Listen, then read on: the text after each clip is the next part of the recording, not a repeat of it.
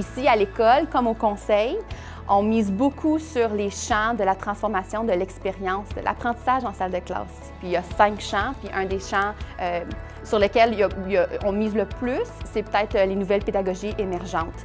Les nouvelles pédagogies émergentes, on peut les voir en salle de classe quand on observe les élèves. Les comportements observables sont les élèves sont appelés à se poser des questions. Les élèves sont appelés à échanger, à collaborer. Les élèves sont appelés à travailler avec différents outils, donc de passer de l'ordinateur au tableau blanc, de passer de l'ordinateur à la tablette, au téléphone cellulaire. Ça se voit aussi en salle de classe par le fait que les élèves sont souvent plus motivés et plus engagés parce qu'ils ont un rôle plus actif dans leur apprentissage. Donc, on voit plus rarement l'élève qui est assis au siège et qui absorbe la matière, mais on voit un élève qui est engagé dans son apprentissage, un élève qui est actif, qui participe, qui bouge à l'intérieur de la salle de classe.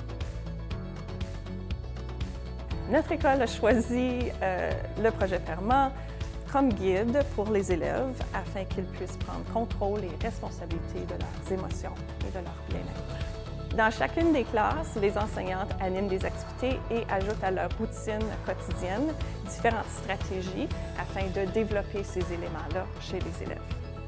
Chez les plus petits, on travaille surtout les éléments P et R. Donc, le P représente les émotions positives et le R représente les relations positives. Les plus vieux, on travaille les autres éléments, donc le E, le M et le A. Le E représente l'engagement dans des activités selon nos forces.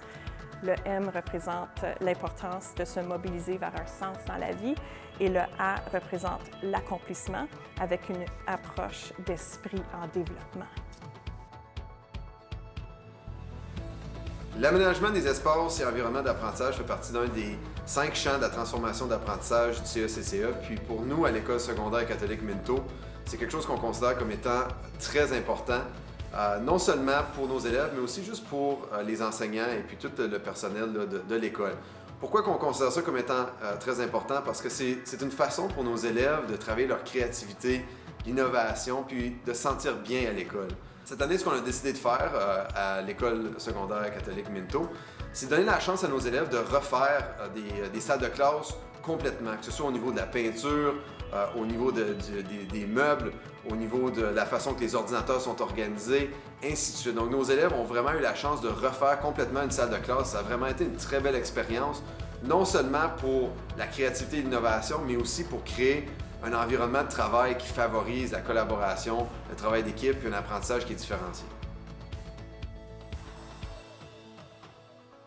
Le concept de l'intégration de la technologie au service de l'apprentissage, c'est l'utilisation de divers moyens de technologie, tels que les ordinateurs et à ce point-ci les robots, afin d'atteindre un plus grand niveau d'apprentissage pour l'élève, qui était contrairement au passé peut-être plus difficile.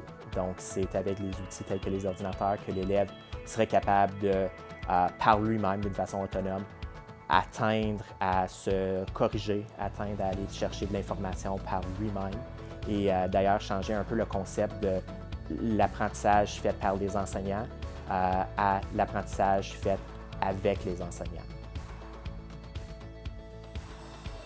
Le leadership est une occasion pour l'enfant de prendre une part active dans son apprentissage en leur donnant en réfléchissant à des problématiques dans le monde, en faisant face à des défis réels. L'enfant doit collaborer, doit apprendre à résoudre des conflits, doit travailler afin de trouver des vraies solutions et de les mettre en œuvre.